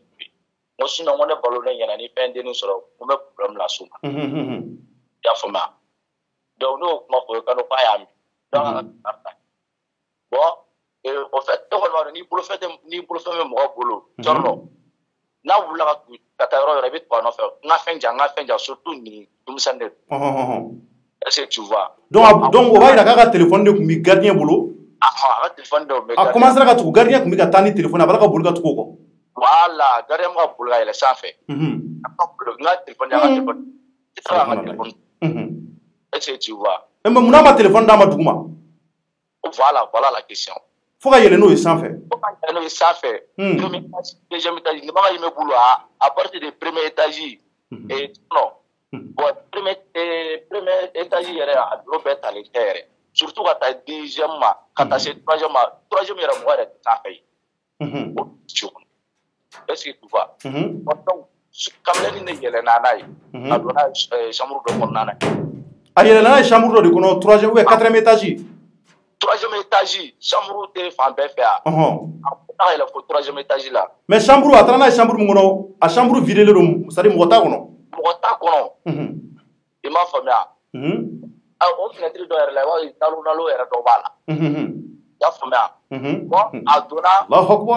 kamalen girinna kan i bana min na ani da cɛ i y'a faamuya cɔrɔnɔ n bɛ mun f'i ɲɛna mali an ka sira ala ɲɛ walayi donc ani denni a y'a to bolokara de la sisan mais denni binna cogo di aw bɔra mun kala u ka explication kɛra mun ye non ani denni ma to bolokara yɛrɛ i b'a hakili to cɔrɔnɔ mɔgɔ de bɛ ne kumakan na a fɔ mɔgɔw tulo b'i la an bɛ fɛ k'a dɔn i bɔra mun kalama i ye mun mɛn a la avant ça n bɛ hakɛ to ɲini de kɛ bon kamalen dun bɛ fɛ k'i venger donc a bɛ bin a kan ka bin a kan awɔ a b'a ɲini cɛ musoya la mais o dalilu jumɛn b'e bolo o dalilu bɛ ne bolo cogo di parce que ne yɛrɛ delila ka sunguru kamalenin ye a b'a si minɛ k'a bisi k'a bisi cogo di ta k'a minɛ k'a bisi k'a b'a carrossé yɛrɛ a b'a bisi mun na a t'a dɔn wa voilà la question la ilaha illallah ne yɛrɛ ye n kado dugu ma Ngo ne kata plainte déposer kama. Ngo parce que ngo ni ngo dunsen fitin ne do. Ya fo ma. Ko non, ko fura ko ne relation ko la ko ju. Ko ndo tena nya sirala. Non, ngo na nya sirala, abni nya sirala. Ngo parce que di pengira na ngo maski de ala ngachi. Ko che ngo balma muso ba ambe. Donc monsieur Fofana ka kuma tigɛ o b'a yira k'a fɔ nin t'a siɲɛ fɔlɔ ye k'a ɲɛsin dennin ma. Non, nin t'a siɲɛ fɔlɔ ye. Donc Zena tale la a y'a essayé k'a b'o nɛgɛ ka boli ni o ka téléphone walasa o ka tugu a kɔ. Voilà, ka yɛlɛ n'a fɔ sanfɛ jana sisan 3e étage kan. Donc dennin siranko jugu de y'a fili ka bɔ fenêtre walima a kɛra cogo di. Cɔrɔ e bɛ ne kɔ. E bɛ ne kɔ e taara ne foli woni dɔ la sisan exemple ha. Donc et ta barre ne ta barre. Donc au fait ne y'était pas là. Cɔrɔ bese dun bɛ bolo k'i ɲɛsin ne ma. Cɔrɔ mana wonum dɔ m'a fɔ k'a fɔ n bɛ boli ko ye. M'a fɔ k'a fɔ n k'o yɔrɔ ye bɔda ye. Cɛn wa cɛ. Bon dennin fɛnɛ de sin ka bɔ fenêtre fɛ. A yɛrɛ ɲini na de. Donc a tun bɛ k'a yɛrɛ ɲini de a bolila ka bɔ fenêtre fɛ. Voilà, a bɛ k'a yɛrɛ ɲini. A nana bɔ ka. Mais dennin bɛnnen sisan aw minnu bɛ fɛn kɔnɔ est ce que mɔgɔw yɛlɛla ka taa cɛ lajɛ u taara sɔrɔ a bɛ cogo di. U bolila ka taa cɛ bɛ k'a yɛrɛ a b'a yɛrɛ ɲini. A bɛ k'a yɛrɛ ɲini. Kɔnɔna na mɔgɔ yɛrɛ mun kɛ k'a ɲini parce que i b'a dɔn yɔrɔ belebeleba de. Ni maga ye kulo ye bari e b'a kalama. Mais u taara sɔrɔ cɛ kanangolo de don wa. A sɔrɔ cɛ in yɛrɛ bɛ cogo min na ja a sirannen don mɔgɔ ye mun kɛ ka a bɛ ɲini ka 30 minutes bɔ en fait. Ka siran cogo di ta a sigilen bɛ ka yɛrɛ. A b'a yɛrɛ i m'a faamuya bon donc o y'a minɛ k'a nana ye a ye ko mun k'an bɛ kulonkɛ de la bon a ni information bɛ ɲɔgɔn kɛrɛfɛ olu ko cɛ tɛ ko boyi ko den ka téléphone bɛ bolo ko bi a tile tun de ko i bɛ to k'o minɛ i b'a carosser k'a fɛ bon kuma jɔlen ma sɔrɔ a da o fait u ye polisi wele k'a di polisiw ma. Fofana e bɛ se ka mun sɔrɔ ka fɔ nin na kɔrɔfɔ laban na nin ko mun kɛra aw ka immeuble kan. Bon Thierno n'o dɔn ni ne yɛrɛ. O y'an tulo b'i la. Ne yɛrɛ ɲɛ nin ko in na Thierno tiɲɛ yɛrɛ la en fait mara tɛ. I kan kɔrɔta an tulo t'i la ka ɲɛ. N ko waati in na n ko ɲɛ ne yɛrɛ ɲi na. Éducation bannen don a mɛnna quoi. Walayi Thierno ɲɛ ne fɔra ɲɛ ni dennin sara ne b'a fɔ ko si. Parce que kuma bɛɛ dennin bɛɛ b'i kalo dɔn ko fana i b'a mun ɲini ka ɲɛsin ne ma walayi n bɛ fɛ a kɔrɔ dɔn n'a ye. K'a fiyɛ. Allahu Akbar. Walayi waati bɛɛ a bɛ kuma fɔ ne ɲɛna c'est à dire o yɛrɛ ne yɛrɛ ne hakili bɛna jigin kuma in na dɔrɔn n ye bi bɛɛ bɔra bɛɛ kasisilen don walayi. Fofana an y'a mɛn k'a kunfiyanselen don k'a furucɛ bɛ Itali jamana kan o don wa. Awɔ a fiyanselen don. K'a tɛ tɛmɛ san 15 kan. A tɛ tɛmɛ san 15. A tɔgɔ Umu Sako. Umu Sako. A bɛ bɔ fan jumɛn. Madina Sako la ka don. Madina Sako n'i tɛmɛna Banaba kan. N'i tɛmɛna Banaba kan. Ka taa ani Banaba cɛ bɛ se 60 ɲɔgɔnna di ma. Madina Sako. Fofana merci beaucoup. Ala ka dugu ɲuman cɛ. Jɛfaga i bɔra ka kɔrɔfɔ min. Ala ka an se an negela la. Amina Allah. Negela nin filɛ ka taa kamalenkɔrɔ bila ka yɛlɛ ni dennin ka téléphone ye fo sanfɛ. O ko filɛ ka taa laban nin na. Waliden a ma min a ma bɔn k'u y'u to bololakara de la nin ko a ka kɔrɔfɔ la ne tɛ dɛ a ko a tun bɛna bɛn a kan ne m'a fɔ wa ko in kɛlen fana maliyɛnw ne ye premier arrondissement mɔgɔw wele n sera k'u ka chef BR sɔrɔ chef BR ko ma k'a ko bɛ Danbele bolo Danbele y'u ka ɲɛmɔgɔ dɔ ye an bɛ premier arrondissement polisi bɛɛ fo k'u bɛɛ waleɲuman dɔn hali kɔsa in na cɛ mun b'o ko u taara ale ka miliyɔn 20 ni damadɔ minɛ a bolo suguba kɔnɔ k'u b'a la k'o enquête fana kɛ k'o ko ma ban ko ça ne veut pas dire réellement que ko wari de suɲɛna dɛ k'u bɛ ka recherche kɛ k'a ɲini fɔlɔ olu tɛ se ka confirmer à 100%. A ko ma bi fana ko Thierno k'a bɔlen b'a fɛ ko in ye viol de k'a bɔlen b'a fɛ dɛ ne ko cogo di k'a bɔlen b'a fɛ mais an b'a baaraw la an bɛ k'a ɲininka a b'an bolo yan ninnu bɔra k'a fɔ sa ko prévu b'ale bolo k'olu taara sɔrɔ a bɛ cogo min na ko ala ko fo i kun k'a ye Jɛfaga e bɛ se ka mun sɔrɔ ka fɔ na yan'an ka taa sujet laban na dennin mun fana bɛ yen bi n'an bɔra ka ko kalama. Thierno ni kɔni nin ye kabako ko de an bɛ dugawu kɛ yarabi ala k'an kisi ni ɲɔgɔnna ma. ala kan kisi nin ma nin tɛ ko ye ni vraiment ni i yɛrɛ bɔra ka kɔrɔfɔ dɔ fɔ sisan n'o de ye k'a fɔ ko nɛgɛla ma ɲi dɛ Cɔrɔnɔ ala k'an kisi nɛgɛla ma dɛ ala ka bɛɛ sigi cɛbakɔrɔ ala ka bɛɛ sigi musomanin minnu bɛ suguba la bɛɛ k'i hakili to u yɛrɛ la vraiment bɛɛ ka u hakili to u yɛrɛ la mais ma se ka mun faamuya dɔɔni dɔrɔn ni tun b'a fɛ k'an balimakɛ ɲininka o la a da magara téléphone ko dɔ la a ko denni ka téléphone de tun b'a bolo n b'a fɛ k'a ɲininka téléphone min b'a bolo cɛ in de ye téléphone san k'a d'a ma ou bien n'a m'a d'a ma de par exemple i b'a dɔn musow dɔw bɛ yen i t'a sɔrɔ téléphone bɛ k'u bolo kosɛbɛ mais n'u cɛ tɛ se ka téléphone minɛ a la cogoya dɔ la a b'a essayer ka nin ko sugu ninnu dɔ ɲɛsin a ma walasa vraiment c'est triste quoi. Ka girin an tan tɛgɛ ma an b'a fɔ an balimamuso minnu fana bɛ yen ni denw bɛ sugubaw kɔnɔ baara la bɛɛ k'i hakili to o ko ninnu na mun b'a to u bɛ se ka kisi nin ma cogo min na n'an bɔra o la den fitinin mun bɛ maliyɛnw k'an taara interviewer bi wulada in n'a bɔra k'a ye bi sɔgɔmada in na plutôt den fitinin ni o ye Baro Jalo ye Baro Jalo a y'a jira k'a fɔ ko dɔ y'a ta ka bɔ fo Fanakaw y'an wele procureur y'an wele u ka polisiw y'an wele an ye a lajɛ ka commandant ni o ye brigade de merci commandant so ye an y'ale wele ale da donna ko la maliyɛnw dennin fa an sera ka a sɔrɔ a taara brigade de merci la an bɛna a fa wele nin waati in na ka se ka ɲininkali damadɔ bolo d'a kɔnɔ ko jaja dennin k'a bɛ bɔ Bamako Marseille quartier dɔ filɛ Bamako yan ko Marseille k'a bɛ bɔ yen k'a ma bɔ Fana ko foyi kun t'a la nka k'a ye kuma minnu fɔ k'a dɔw bɛ se ka kɛ tiɲɛ ko a tɛ se ka kɛ tiɲɛ nka k'a kɔni ma bɔ Fana an bɛna wolofa sɔrɔ sisan ka se k'ale ɲininka a ka se ka an bɔ fili la fɛn caman kan donc an bɛ Jalo salamu alaikum. Wa alaikum salam wa rahmatullahi. Somɔgɔw bɛ di? Basi. Nba ni waati in na maliyɛnw tulo b'i la Mali kɔnɔ ani Mali kɔ kan sɔgɔmada in na anw de taara ka taa i denmuso ka taa interview a tɔgɔ ko Baro Jalo grâce à Dirisa Jara ani ka fara Rokiya kan olu sera ka i denmuso minɛ ka u ma don a la ka a bɛtɛ ka ɲɛ kosɛbɛ walasa fɛn kana sɔrɔ donc an y'a ye ko bi brigade de merci commandant so an b'a n'a ka cɛdenw fo ani Marie Jeanne ale ye commandant ɲɛmɔgɔ ye olu ye wulikajɔ sabati ka se k'a minɛ ka na k'i ye weleli kɛ ka taga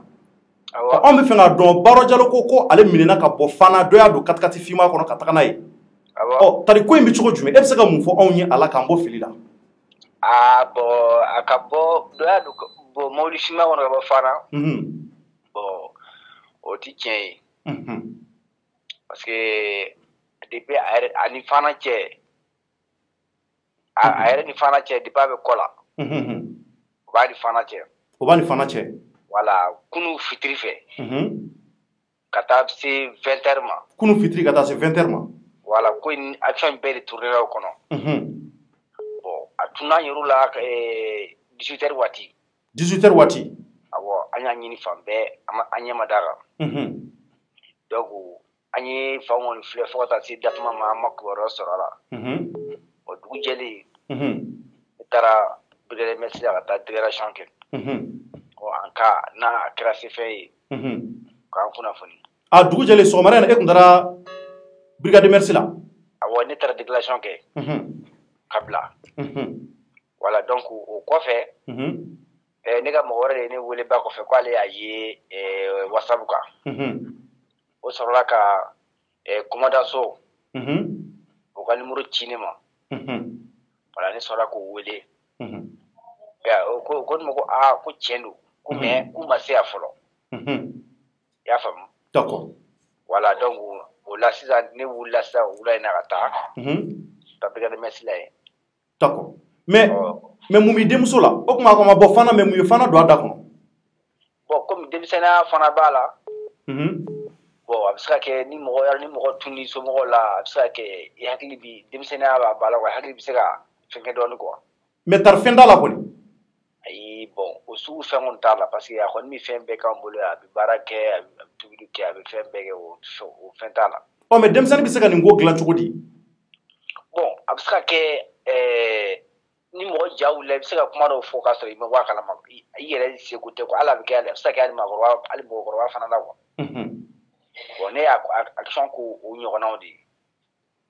mais a ko cɛ mun y'a ta ka taga n'a ye yɔrɔ la a yira k'a fɔ k'a kanangolo kun don ko fini kun t'a la Rokiya ko k'ale de y'a minɛ ka fini don a la o sera ka sɔrɔ cogo di aw m'a yɛrɛ ɲininka mun de y'a sɔrɔ an yɛrɛ m'a yɛrɛ ɲininka fɔlɔ parce que a yɛrɛ nana dɔrɔn a sɛgɛnnen a sunɔgɔ la quoi muso ko k'ale y'a ɲininka k'a ko ale ni dɔ kun don ko o tigi y'ale minɛ ko ka ale bila mobili kɔnɔ bon k'o tun bɛ ka fɛn dɔ susu ko d'ale ma k'ale ma sɔn k'o dun a bɛ muso min taara n'a ye a y'o de fɔ muso in ne yɛrɛ y'a ɲininka a ma sɔn ka kuma quoi. A ma sɔn ka kuma. A ma sɔn ka kuma. Mais a bɛ to ka nin kɛ kɔrɔlen ya? Bon kuma dɔw la a bɛ to ka kɛ kuma kelen-kelenw a bɛ to ka kɛ. A bɛ to ka bali ka tunu. A bɛ to ka bali ka tunu kuma kelen-kelenw. Mais pourquoi aw b'o dɔn a la mun na? A ma hakili to a la ka daw tugu ka taa ko lajɛ ka ɲɛ k'a sɛgɛsɛgɛ. An b'a ko la quoi, an ma ɲɛ sɔrɔ fɔlɔ de, sinon an b'a i miiri b'o fɛn o fɛn na an bɛ ka dɔ k'a bɛɛ la, n ma ɲɛ de sɔrɔ fɔlɔ. I ma ɲɛ de sɔrɔ fɔlɔ. Voilà, sinon i b'o min fɔ nin ye an b'a ka yɛrɛ de, mais an ma ɲɛ de sɔrɔ fɔlɔ. Sinon a ka yala nin yɛrɛ a ma di ne yɛrɛ ye quoi. Ne yɛrɛ a ma di ne yɛrɛ fiyewu. Ala ka bɔ ne yɛrɛ kɔrɔ a ma di ne ye quoi. Mais an y'a mɛn ko a ma ŋɛnɛ kosɛbɛ kosɛbɛ quoi, ko ɲɔgɔnna bana ba tɛ mais k'a ma ŋɛnɛ kosɛbɛ, o kuma bɛ cogo di? Bon o sugu bana t'a la dɛ, k'a fɔ i n'a fɔ a ma ŋɛnɛ i n'a fɔ kunkololabana fɛngɛ bana ninnu sugu t'a la dɛ. N'est-ce pas? Donc a man jugu kosɛbɛ quoi. Voilà o sugu bana t'a la. D'accord, mais an y'a mɛn ko e yɛrɛ baara jumɛn kɛ? Bon ne yɛrɛ moto taxi bolila de. Moto taxi bolila. Awɔ. D'accord, donc aw bɛna mun kɛ sisan mun b'a to baaraw kana segin a ɲɔgɔn wɛrɛ kan? Bon obligation kɔni b'an bolo, an b'a fɛ ka kɔlɔsi kosɛbɛ. Ko sɛgɛsɛgɛ kosɛbɛ. Pour que a kana se ka ni ɲɔgɔnna kow kɛ. Parce que denmisɛnnin b'a kilenna bɛɛ, hali ni ko dɔ tɛ mɔgɔ kɔnɔ, ni mɔgɔ ye denmisɛnnin ye a hakili la ye cogo dɔ la, ko dɔ bɛ se ka jigin i kɔnɔ. O ye tiɲɛ. Voilà, donc an kɔni bɛna wulikajɔ fɛ ka yɔrɔ min fɔ si ne yɛrɛ bɛ taa tɛmɛ k'a filɛ, n'i y'a ye k'a fɔ ko a ye kuma min fɔ k'a ani tiɲɛ ka surun hali dɔɔni. Pédalimosi mɔgɔ ka numéro bɛ ne bolo, ne b'u wele, u bɛ enquête kɛ a yɔrɔ la quoi. Ok, merci beaucoup. Voilà, parce que Ala ka su yɛrɛ ko ɲuman d'a ma. Maliyɛn, a bɔra ka Dirisa Jalo ka kɔrɔfɔ mɛn, ale de ye Baro Jalo facɛ ye.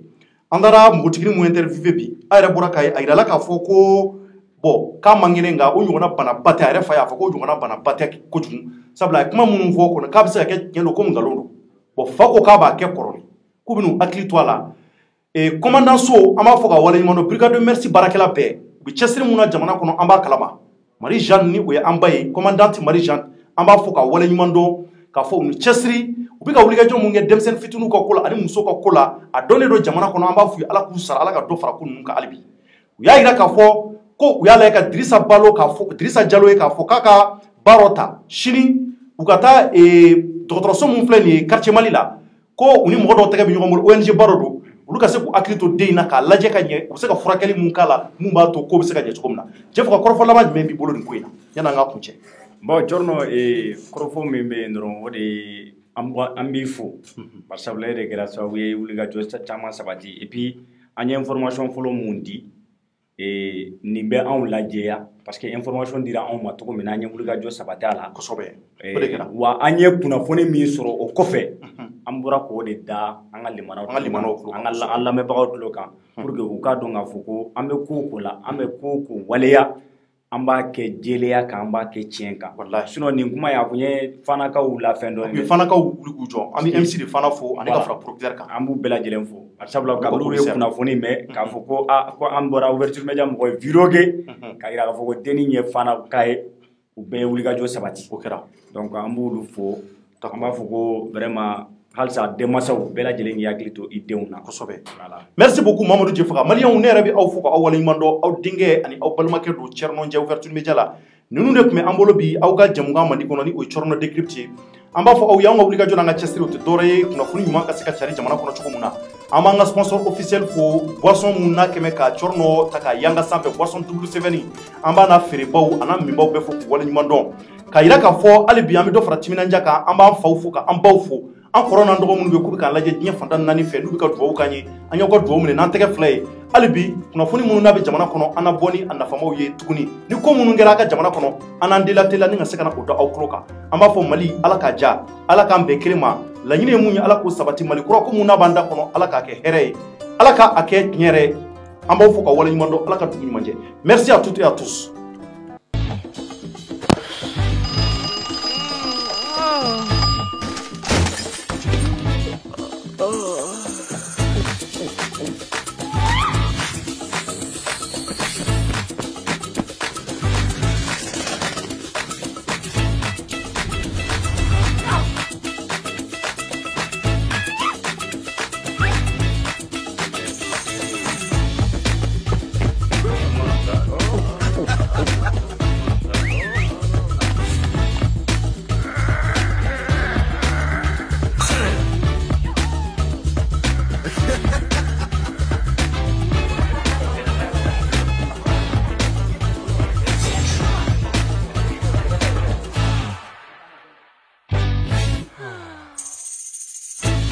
Double 7. Double tes limites.